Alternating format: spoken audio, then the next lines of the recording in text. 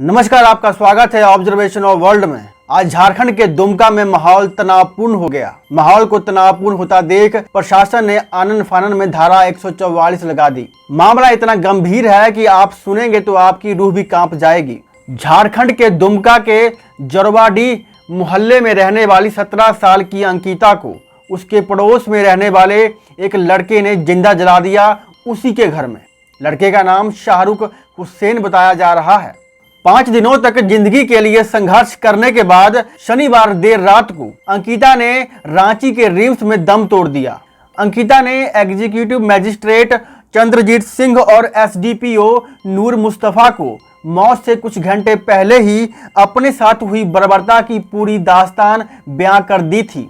अंकिता ने अपने बयान में कहा, शाहरुख जो उसके पड़ोस में रहता है, पिछले 10-15 दिनों से उसे परेशान कर रहा था। जब भी मैं स्कूल या ट्यूशन के लिए जाती वह मेरा पीछा करता। हालांकि मैंने कभी उसकी हरकतों को सीरियसली नहीं लिया, लेकिन उसने कहीं से मेरे मोबाइल का नंबर ढूंढ लिया। उसके बाद शाहरुख अक्सर मुझे फ़ोन करके मुझसे दोस्ती करने का दबाव बनाने लगा।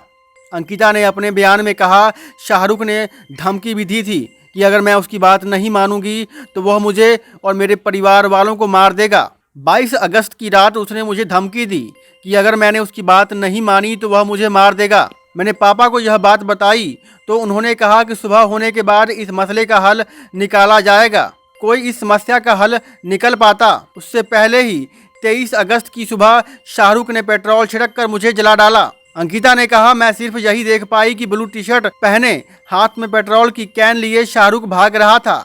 ये वही शाहरुख था जो पिछले 10-15 दिन से मुझे परेशान कर रहा था। मामला 2 समुदायों के बीच का था तो हंगामा और पॉलिटिक्स तो होनी ही थी।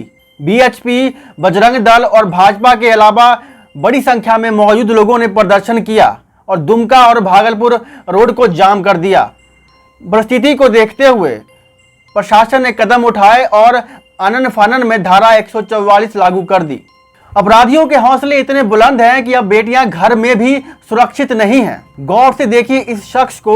ये शख्स पुलिस की कस्टडी में भी हंसते हुए जा रहा है। इसको अपने कृत्य का कोई भी अफसोस नहीं है।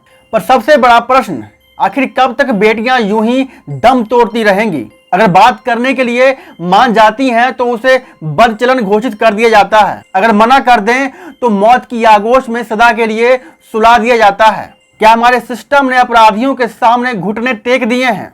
अगर हमारी न्याय प्रणाली इतनी ही सशक्त होती, मजबूत होती तो अंकिता और बिल्किस बानो जैसी हजारों स्त्रियां और लड़कियों के साथ ऐसा नहीं होता। मैं सिस्टम से पूछना चाहता हूं कि हमें ऐसे अपराधियों को जिंदा रखने की जरूरत ही क्या है? पिछले दिनों 11 अपराधियों को 14 साल तक खाना पीना खिलवाने के बाद रिहा कर दिया गया। क्या देश में, दुनिया में जनसंख्या की कमी है क्या? क्या इनके बिना देश की इकोनॉमी गिर जाएगी? क्या ये अपराधी मानवता को नई ऊंचाइयों तक ले जाएंगे? क्या गारंटी है कि ये अपराधी बाहर निकलने के बाद फिर से वही अपराध नहीं करेंगे? सोचिए, और हम सबको सोचने की जरूरत है। क्या हमारे सिस्टम में, क्या हमारे न्याय प्रणाली में बदलाव की जरूरत है? वीडियो अच्छी लगे तो कमेंट करें और अपनी राय जरूर कमेंट बॉक्स में लिखें। धन्यवाद। जय हिंद।